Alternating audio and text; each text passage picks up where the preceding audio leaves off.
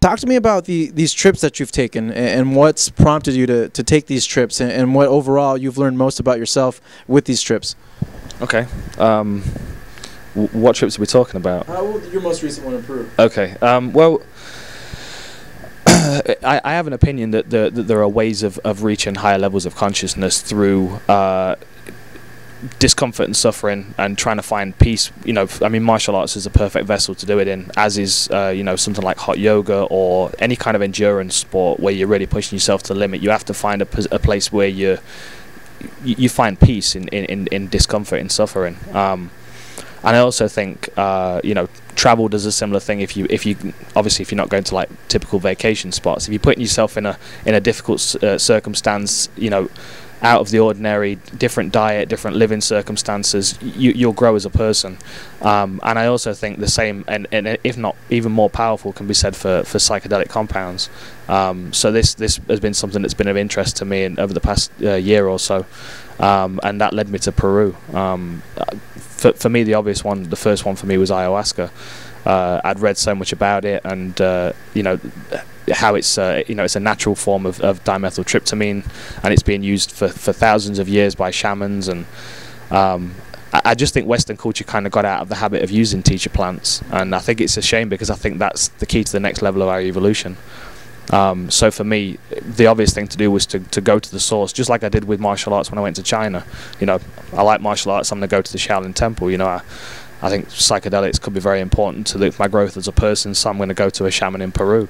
And I just that was really all it was. You know, I just kind of went to the source of it, and I got a lot of answers I was looking for. And since then, it's been a case of you know, just, well, people have been coming into my life, and new experiences have been available to me that have just kind of furthered this growth.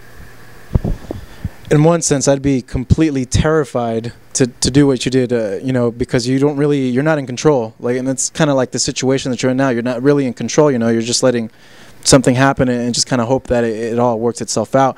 But on the other sense too, you know, I guess it reflects on you as a person and you as a martial artist, in which you're wanting to always gather information and always grow and have that knowledge base to not only apply it to your fighting career, but as well to your post-fighting career.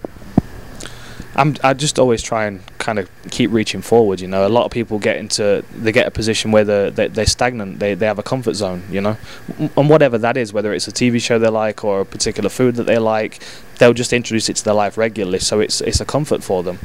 And I've always been a person of extremes. You know, I mean, I go from, well, I started at Taekwondo when I was 6, and that led me to, you know, cage fighting on the biggest scene in the world, which is quite unusual. And then, you know, going from you know, training in a village hall in Nottingham to the Shaolin Temple in China, you know, and even like on a daily basis, I'll go from like an ice bath to hot yoga, you know, just to find those extremes and see, you know, see where they take me, because you literally have to, you know, you grow from every one of them. You have to ask questions about yourself, and, you know, like the idea of getting in an ice bath, you really have to kind of come to terms with how difficult it's going to be once you're in there before you even do it, and that's got to stimulate some kind of growth and evolution. Growth and balls too.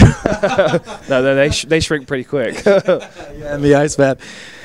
Seeing, you know, your journey as a martial artist as well, you know, if you were to stop now, would you be satisfied with what you were able to achieve in your career, or you'd still kind of be like, man, you know, just... I wouldn't be disappointed. Yeah. I wouldn't be disappointed. My goal was always to get to the UFC. And after my first 2 fights in the UFC that I'd won, I realised that, you know, now it's time to kind of reassess and you know, set some new goals, because those first 2 fights, I was just kind of like, yeah, I've made it. You know, I'm happy now. But there are other things that I would like to achieve within the martial arts, and obviously competition is the best way of doing that. But there's a lot of learning to be done in the gym still. You know, I'm definitely not done with martial arts. You know, not by any stretch of the imagination. I have a long journey through the martial arts to do, and possibly through different forms of competition. I don't know,